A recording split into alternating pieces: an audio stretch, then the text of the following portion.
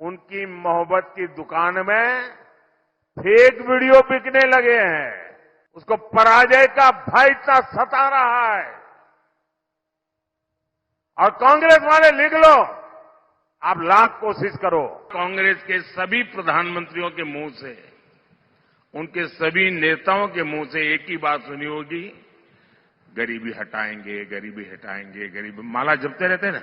और हर चुनाव में गरीब गरीब गरीब गरीब गरीब गरीब गरीब गरीब गरीब गरीब गरीब गरीब गरीब। देश में 18वीं लोकसभा चुनाव का शंखनाद हो चुका है। ऐसे में एनडीए को तीसरी बार सत्ता के सिंहासन पर पहुंचाने के लिए पीएम मोदी एक बार फिर से चुनावी रण में हैं। नरेंद्र मोदी तीसरी बार प्रधानमंत्री बनने के लिए हर दिन देश भर में ताबड़तोड़ रैलियां और कार्यक्रम कर रहे हैं। अपने इस स्पेशल बुलेटिन चुनावी रण में पीएम में हम आपको पीएम मोदी के बारे में दिन भर की अपडेट देंगे और साथ ही उनके बड़े बयानों के बारे में भी बताएंगे।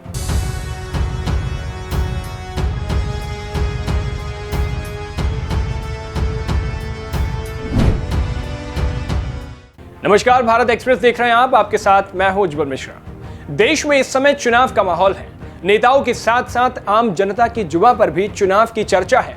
ऐसे में चुनाव और भी खास हो जाता है जब एक तरफ पूरा विपक्ष पीएम मोदी के खिलाफ है, तो वहीं दूसरी तरफ पीएम मोदी चुनाव की बागडोर का मोर्चा खुद अपने कंधे पर संभाले हुए हैं। बता दें कि इस बार के चुनाव सभी पार्टियों के लिए अहम माने जा रहे हैं, क्योंकि पीएम मोदी को हराने के लिए वो पार्टियां साथ आई हैं जो कभी एक दूसरे के विरोधी हुआ करते थे। बता दें कि देश के चुनाव में दौरान प्रधानमंत्री नरेंद्र मोदी लगातार एक के बाद एक विशाल जनसभाओं को संबोधित कर रहे हैं। लोकसभा चुनाव के दौरान पीएम मोदी लगातार एक्टिव नजर आ रहे हैं। बता दें कि आज पीएम मोदी महाराष्ट्र और तेलंगाना के दौरे पर थे, जहां उन्होंने 4 जनसभाओं को संबोधित किया।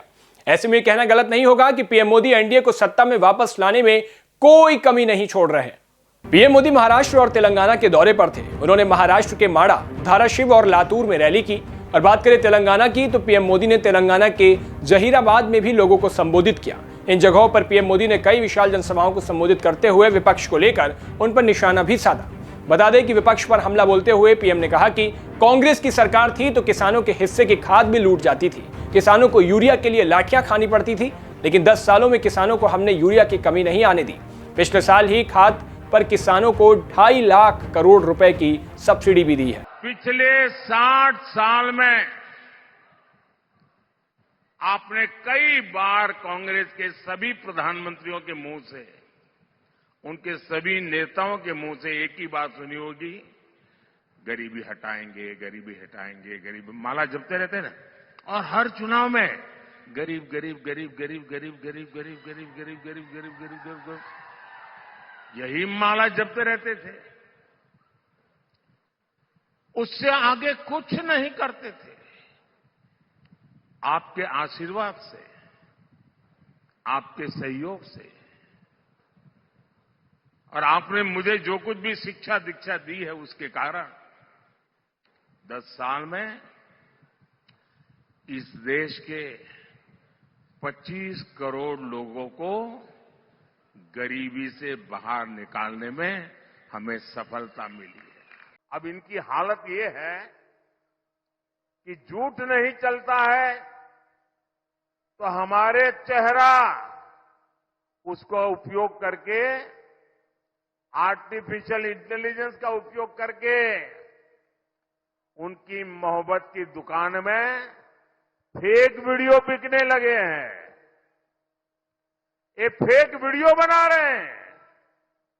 मोदी के भाषण को, मोदी की आवाज को उपयोग करके नई नई चीजें गढ़ रहे हैं।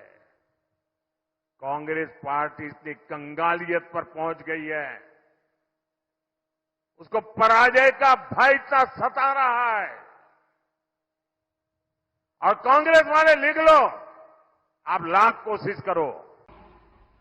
मैं जब एक भारत श्रेष्ठ भारत की बात करता हूं तो कांग्रेस के शाहजादे को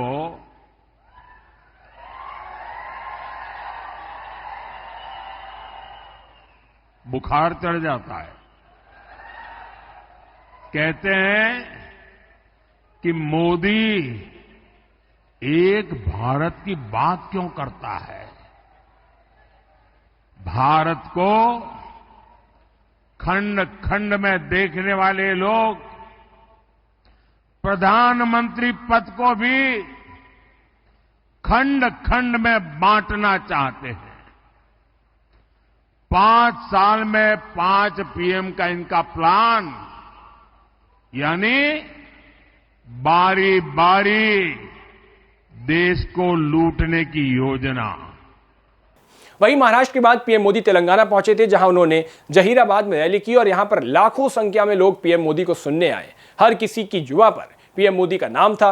तो वहीं जहीराबाद में जनसभा को संबोधित करने के दौरान पीएम मोदी ने क्या कहा, आप खुद ही सुनिए। ये संविधान के लिए नाम पर देश को मूर्ख बनाने के लिए निकले हुए, आपको पता होगा देश का पहला संविधान संशोधन उनके दादी के पिताजी पहले प्रधानमंत्री ने किया था, और वो फ्री स्पीच पर ताले लगाने वाला किया था।